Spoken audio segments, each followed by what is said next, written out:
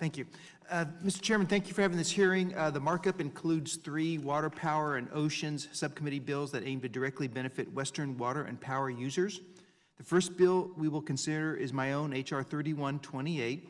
This bill aims to streamline the process for the transfer of some of the Bureau of Reclamation's facilities to local beneficiaries, who in many cases have or will repay their share of the federal investment of these facilities. Transferring these low-hanging fruit facilities is often a win-win, as it can allow water districts to leverage non-federal financing through ownership equity, while at the same time decreasing federal liability.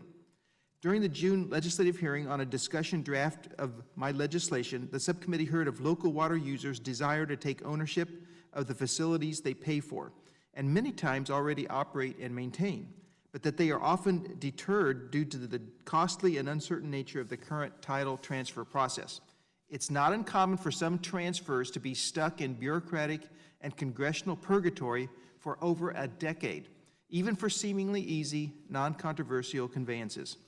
My bill creates an optional process that can be used to help expedite the transfer of these easy projects through a streamlined administrative process while still maintaining congressional oversight. These transfers would still be subject to all of the environmental requirements that are required for the current process.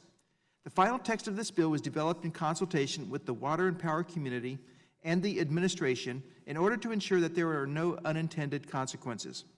Prior title transfers have proven that local water users can do a better management job, for something they own, than when it is on the federal ledger. My bill creates a solution to a problem that the current administration and Democrats have identified.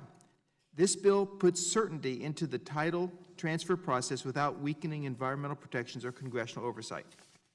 Also on the agenda is H.R. 2083, the Endangered Salmon and Fisheries Predation Prevention Act, introduced by our colleague Jamie Herrera Butler from Washington. This bipartisan bill aims to cut red tape by updating federal law to provide a temporary, expedited process to give the states and tribes the ability to address California's sea lion predation of salmon and other species on a limited basis. It seems incomprehensible that Pacific Northwest ratepayers annually continue to invest hundreds of millions of dollars into recovering salmon while allowing many of them to be on the dinner plates of sea lions. This bill helps change that dynamic. And finally, the committee will also consider H.R. 2371, introduced by my colleague, Mr. Gosar of Arizona.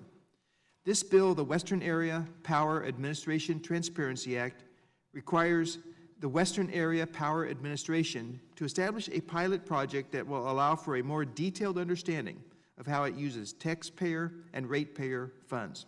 Mr. Gosar's bill will increase transparency and give ratepayers the necessary information to positively engage with the Power Administration about its operations and spending decisions. Thank you, Mr. Chairman, and I yield back.